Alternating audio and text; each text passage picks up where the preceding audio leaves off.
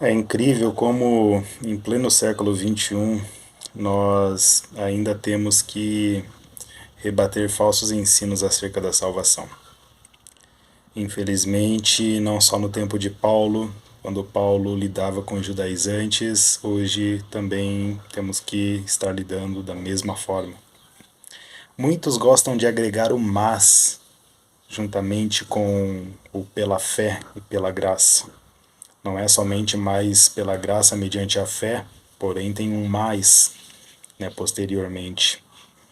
Você é salvo pela graça mediante a fé, mas tem que fazer isso, mas tem que fazer aquilo, mas tem que isso. E infelizmente não é a verdade que a gente encontra nas Escrituras. Quando Paulo escreve aos Gálatas, Paulo alerta aos Gálatas referente a isso, a um outro evangelho que na verdade não era outro, mas que estavam pregando, tentando fazê-los retornar às práticas da lei. Vocês devem aceitar a Jesus, vocês devem crer em Jesus, mas também devem guardar a lei. Mesma coisa também aos colossenses, quando estavam tentando fazer com que os colossenses guardassem dias, meses e anos, certas coisas assim.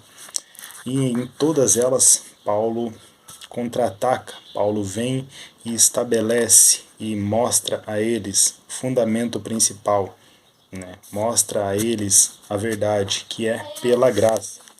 A gente vê em Efésios 2:8 que Paulo diz: pela graça sois salvos por meio da fé. Isso não vem de nós, é dom de Deus, não por obras, para que ninguém se glorie. Ponto. Aí muitos usam Tiago, mas a fé sem obras é morta. Muitos não entendem que aquela obra é um resultado da fé. Após crermos, as obras são resultados da nossa salvação. Elas são evidências da nossa salvação, são as boas obras, porque logo depois de Efésios 2:8 também tem, porque somos feituras suas, criados para boas obras em Cristo Jesus. Ou seja, nós somos salvos pela graça, mediante a fé. Isso não vem de nós, é dom de Deus. E somos feituras suas, ou seja, criados em Cristo Jesus para boas obras. Simples. Paulo deixa isso muito bem claro em sua carta aos Romanos. Ele deixa muito claro. Em Romanos 3:28 ele diz: portanto, concluímos que o homem é justificado pela fé sem as obras da lei. Em Romanos, no capítulo 4:16 ele diz: portanto, é pela fé para que seja por graça. É muito claro, acho que não tem dúvida nisso. Aí no capítulo 11, no verso 6, ele diz: e se é por graça, então não é mais por obras. Caso contrário, graça não é mais graça. Mas se for por obras, então não é mais por graça. Do contrário, obra não é mais obra. Eu acho que ficou muito claro isso. Paulo deixou muito claro. A salvação é pela graça, mediante a fé naquilo que Cristo fez. Cristo é suficiente, a cruz é suficiente, nós temos que entender isso. Não tem o mas, não existe o mas.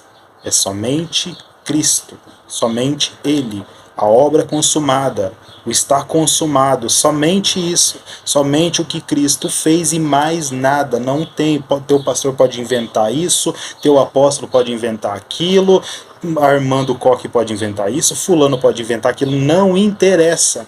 Podem inventar mil coisas, é somente pela graça, mediante a fé, e pronto, na obra de Cristo, em Jesus Cristo, por Cristo, nada mais.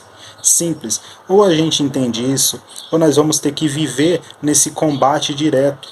Parece que estamos retrocedendo ao invés de avançarmos. Em vez do evangelho ser pregado e libertar as pessoas e nós pregarmos a nova aliança, a gente está voltando e tendo que ficar combatendo heresias.